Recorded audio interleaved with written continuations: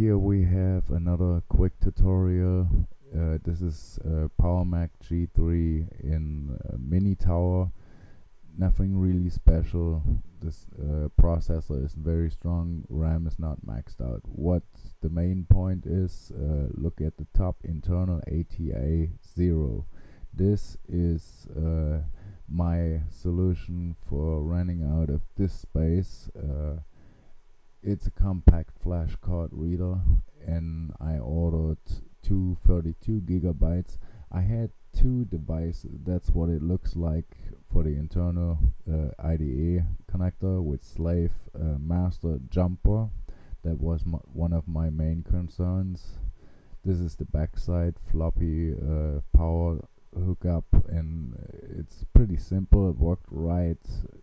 After unwrapping it out of plastic, hooking it up, it worked just like that. My main concern was how I get the compact flash card formatted and usable. Will it work under macOS 9, or do I have to use OS X CD, boot from it, and force it that way? No, it worked just perfect right there. Let's go. Drive setup, come on. This is me doing a voiceover because of the noise I have around. I have no other choice. So it's pulling up the drives that are connected to it. One of them is the internal SCSI drive, which I'm going to disconnect after that one. Consider this a tutorial about how to install macOS 9, one of a few. I downloaded MacOS9Lives installation for supported Macs. There it is, internal ATA bus. The CF card, you can initialize it, it will not complain. So that was my main concern, if I can do it within macOS 9 without utilizing a boot CD for macOS X. And the master slave jumper settings. So I ordered two of those and two compact flash cards. I time coded the installation. This is as far as I'm going with benchmarking. I will not do any hardcore benchmarks.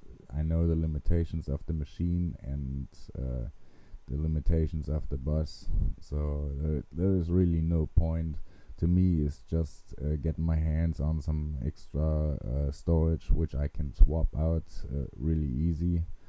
So I just burned in the time code for you guys in case you want to know, and I did that starting from the double click when I started installation. I also burned in the time code for the first boot, so you can see how long it takes, and this is the end of the benchmark pretty much.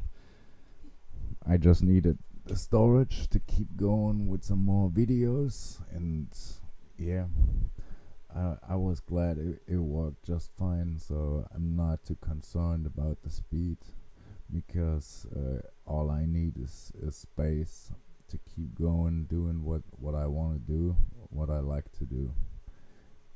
Now, one thing afterwards that I wish I had one more slot. They had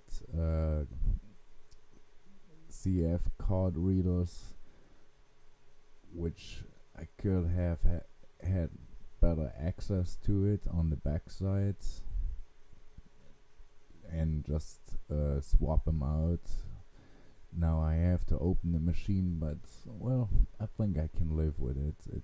It's gonna be just fine. So I'm not going to complain. I can format it in macOS 9, and yeah, master slave setting is there.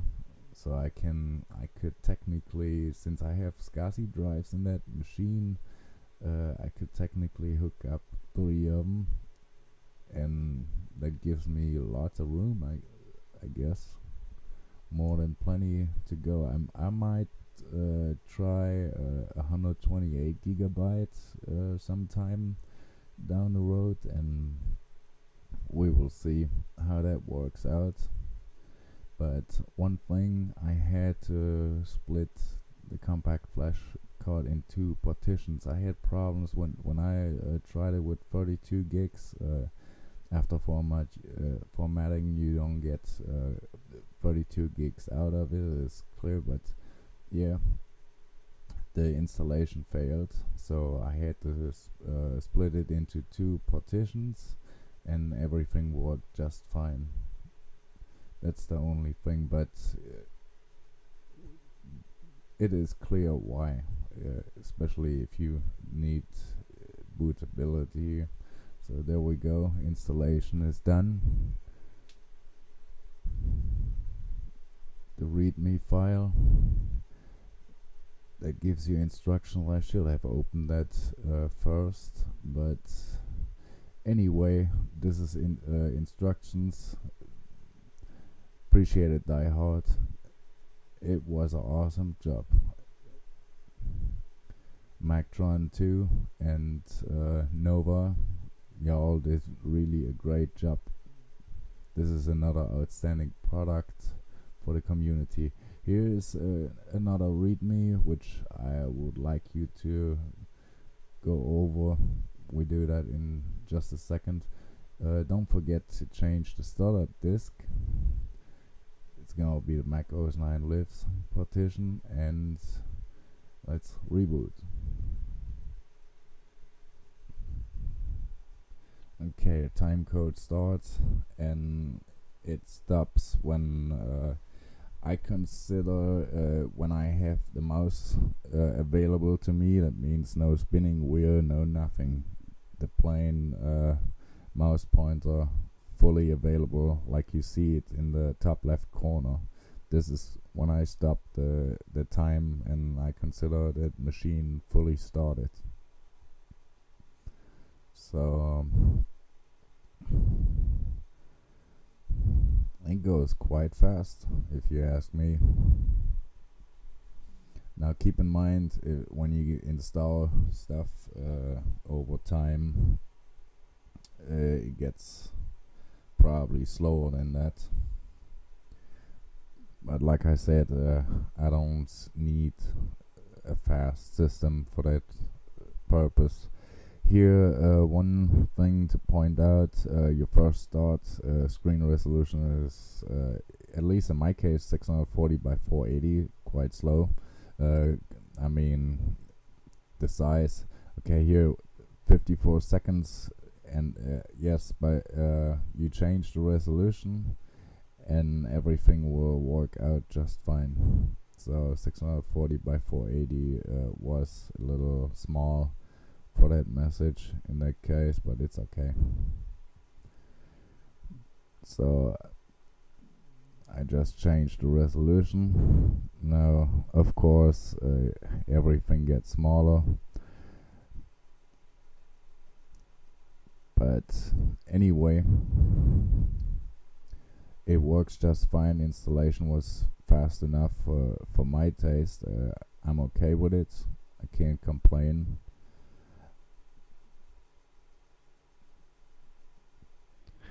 Here real quick, the profiler, it's still the same machine, so that concludes my quick tutorial, and I hope you like it. And if you have any questions, just let me know.